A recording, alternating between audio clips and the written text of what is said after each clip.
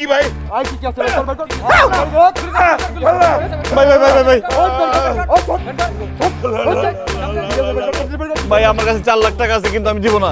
কে দিবি না কে তোর দে আজকে আমার শ্বশুর বাড়িতে বাজার করতে হবে, আমার মান সম্মান চলে যাবে, আমি টাকা দিতে পারবো না ভাই। আমার জান চলে যাক, তাও টাকা দিব না। এই বোকা ছেলে, যা আছে সব দিয়ে দাও। আরে মোবাইল টোবাইল যা আছে দাও। পয়সা থাকলে জীবনে অনেক বাজার করতে পারবা, অনেক খাওয়াইতে পারবা। আচ্ছা আচ্ছা ভাই, দাও, দাও। ঠিক আছে। 1 লাখ মানি ব্যাগ, আরো 1 লাখ, সব দিয়ে দিব। দিয়ে দাও। বাবা আমার বাজারে কি হবে? দরকার নাই, জীবনে অনেক বাজার করবা। সব টাকা নিয়ে যাচ্ছে, আমি কিন্তু গরিব হয়ে গেলাম আব্বা। অসুবিধা নাই, আমার কাছে তো কিছু নাই। আপনার কাছে কিছু নাই? আমার কাছে কিছু নাই। আল্লাহ বাঁচাইছে, আমার কাছে ছিল না, তো আপনার মার তো ধরে এখন সেটা ওষুধই। সব দিয়ে গেল। আপনার বাজার করবো কিভাবে? রিকশালা কই? এই রিকশালা। রিক্সালা গেছে, ভালো হয়েছে। ভাড়া আছে নাকি আমাদের কাছে? চলেন আমরা হেঁটে যাই।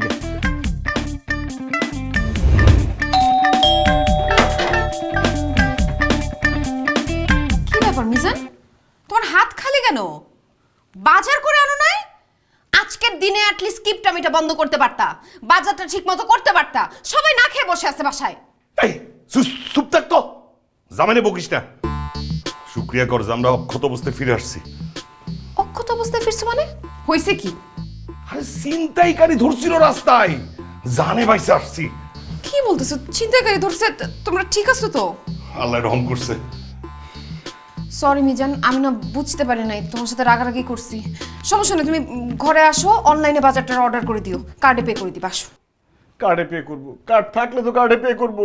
ছিনতাইকারী তো কার্ড, মোবাইল, মানি ব্যাগ সব নিয়ে গেছে। এখন আমি আপনার মেয়েকে নিয়ে বাসায় যাব কিভাবে? আমার তো গাড়ি ভাড়াটাও নাই। ছিনতাইকারী তুই টাকা পয়সা সব নিয়ে গেছিস, যা। তুই আমার মান সম্মানটা কেন নিয়ে গেলি?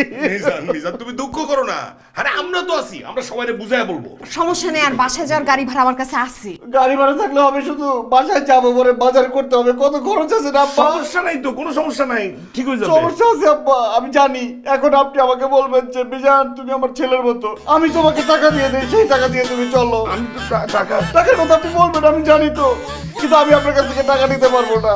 এই টাকা আপনি আপনার মেয়ের হাতে দিবেন, আমি নিতে পারবো না। আমার খুব আচ্ছা ঠিক আছে, আমি কিছু টাকা দেবো, কিছু টাকা ব্যবস্থা করে দেবো। হে আল্লাহ।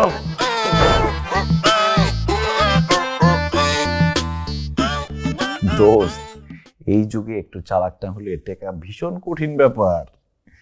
আরে কি নাটক যে করতে হয়েছে জামাই বাজারের খরচ থেকে বাঁচার জন্য, শুনলে হাসতে হাসতে মরবি। আমি আর আমার শ্বশুর দুজনে সকাল হইতে না বের হয়ে গেলাম বাজার করার জন্য। ব্যাস, তারপরে আমার সেট করা ছিনতাইকারীরা এসে আমাদের দুজনকে পিস্তল ধরলো। আমার কাছে টাকা পয়সা, মোবাইল, মানি ব্যাগ যা ছিল সব দিয়ে দিছি। ব্যাস, শ্বশুরের সামনে ছিনতাই হয়েছে, এখন তো আমাকে বলতে পারবে না যে বাজার করো।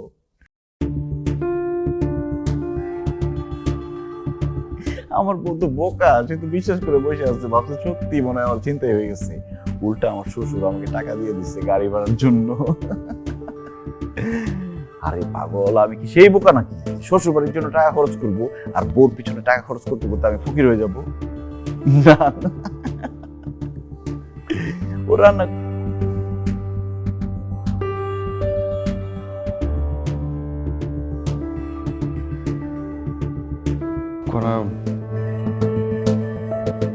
সরি, আসলে ওই মিথ্যে কথা বলছি। আমি এমন মানে ফ্রেন্ডের কাছে একটা ভাব নিচ্ছিলাম। টাকা পয়সার অনেক মায়া তোমার, তাই না? মানে মান সম্মান রক্ষার থেকে টাকা পয়সা রক্ষা করা তোমার জন্য অনেক বেশি ইম্পর্টেন্ট।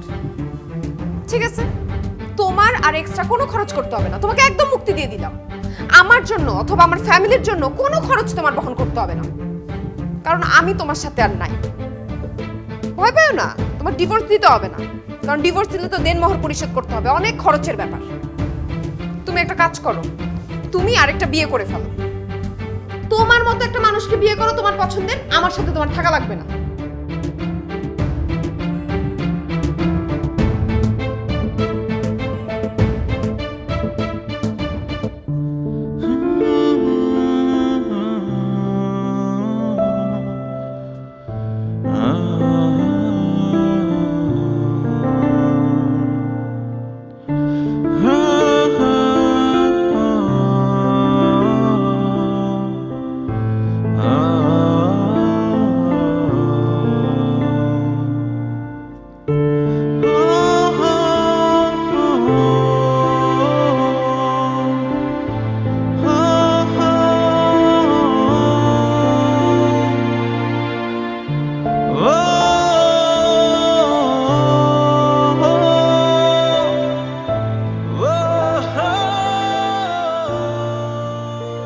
আব্বা একটা কথা ছিল, ওই আমি কলেজ থেকে পিকনিকে যাব বাক্কাসপুর, চাঁদা লাগবে 2000 দিয়ে দিও। কি বাক্কাসপুর? এটা কোন জায়গায়? এটা নতুন একটা জায়গা পয়দা হয়েছে, তোমরা কি চিনবে এটা? 3-4 বছর ধরে খালি পিকনিকই তো যাস, পাস তো করতে পারস না। আগে ইউনিভার্সিটিতে ওঠ, তারপর পিকনিক টিকনিক। আমি আর কোনো টাকা পয়সা দিতে পারুম না। এই তোর না কইছি খাবার টেবিলে চুল বেঁধে আসবি, চুল খুলে আসছিস কেন? বাতাসে উড়ে উড়ে তো সবার প্লেটে যাইতে পারে নাকি? মেয়েটার এমন ঝাড়ি দিতেছ কিয়া? ও কয়দিন আছে আর আমাদের সাথে?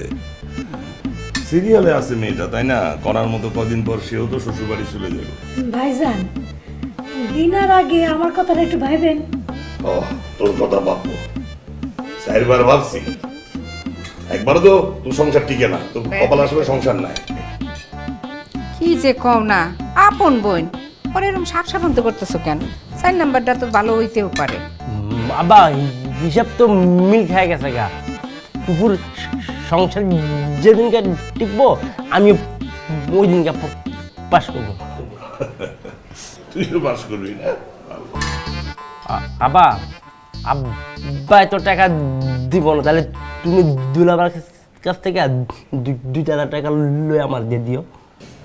আর মানুষ পাইলি না তুই, তোর দুলাভাই দিবে। তাহলে কি আর বাপে দিব?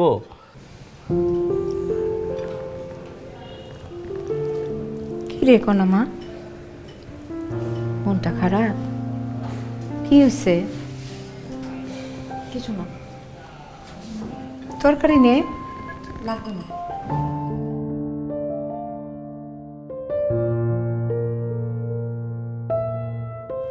কি ব্যাপার বিধান সাহেব, কাজে মন বসছে না?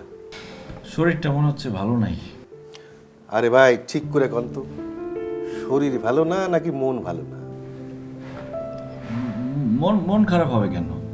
আরে ভাই, আমরাও বিবাহিত, ঘরে আমাদের বউ আছে। বউ বাপের বাড়ি চলে গেলে পুরুষ মানুষের যে কত রকমের কষ্ট হয় বুঝি। ওই আর কি, একটু স্বাধীনতা উপভোগ করছি। আরে ভাই স্বাধীনতা না, একা একা আছেন তো ওই জন্য খুব কষ্ট লাগে, তাই না? অ্যাক্টিংটা বাদ দেন।